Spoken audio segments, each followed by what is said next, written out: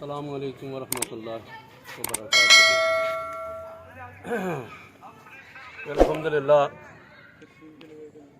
ساڈے خاندان نے علماء لدھیانہ نے 1884 میں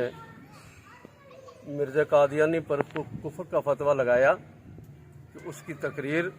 اس کی تحریر کو دیکھ کر جب اس نے انبیاء کرام علیہ الصلوۃ والسلام کی توہین کی تو علماء لدھیانہ نے اس پر ہی کفر کا فتویٰ لگا دیا 1301 ہجری میں۔ لہذا مرزا قادیانی پر کفر کا فتویٰ لگائے ہوئے 145 سال ہو گئے۔ الحمدللہ ہم آج بھی اپنے علماء لدھیانہ کے نقش قدم پر چلتے ہوئے ہم مرزا قادیانی اور اس کی ذریت کو کافر کہتے ہیں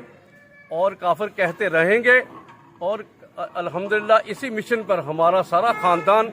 اور ہم اسی مشن پر قائم ہے۔ اسی مشن کی وجہ سے ہماری گرفتاری اور اسی مشن کی وجہ سے ہمیں فورس ٹول میں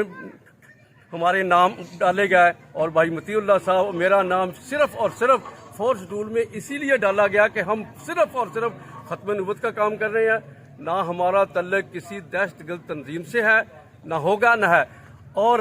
نہ ہم پر کوئی ناجائز اسلحے کا کیس ہے، کسی قسم کا ہم پر کوئی کیس نہیں ہے، کوئی ایف آئی آر نہیں ہے۔ بار بار ایف آئی آر ہم پر کاٹی جاتی ہے صرف اور صرف ختم نبوت کے مشن پر رکاوٹ کے لیے اور ختم نبوت کے کام کو روکنے کے لیے۔ الحمدللہ ہم جمعیت کے ساتھ ہیں، جمعیت مولانا فرمان صاحب کے ساتھ ہیں اور ان کے مشن کے ساتھ بھی ہیں، اور میں نے 8ویں مہینے 8 تاریخ کو جمعیت کے پلیٹ فارم پر یہ الیکشن ہوا، اس پر ہم نے ووٹ ڈالا۔ اسی پر بنا پر یہ ایف آئی آر میرے اوپر کاٹی گئی، اور میرے اوپر کوئی مقدمہ نہیں تھا، کوئی ایسا الحمدللہ کیس نہیں تھا، کوئی ہم قانون کی خلاف ورزی نہ پہلے کرتے ہیں نہ ہم کر رہے ہیں، لیکن مرزیوں کے اور مرزا قادیانی کے خلاف ہیں ہم، کیونکہ مرزا قادیانی نے پوری امت مسلمہ کو کافر کہا، پوری امت مسلمہ کو کافر کہہ رہے ہیں، پہلوں کو بھی کافر کہا، بعد میں بھی آنے والوں کو کافر کہہ رہے ہیں۔ اس لیے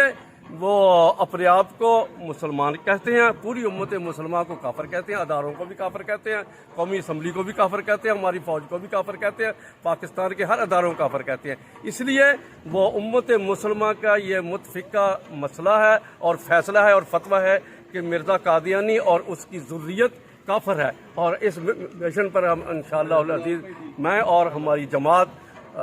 جمعیت علماء اسلام اور عالمی مجلس احرار اسلام تحریک ختم نبوت آج بھی کھڑی ہے، اور انشاءاللہ العظیم ہم ہر وقت اس پر کھڑے رہیں گے۔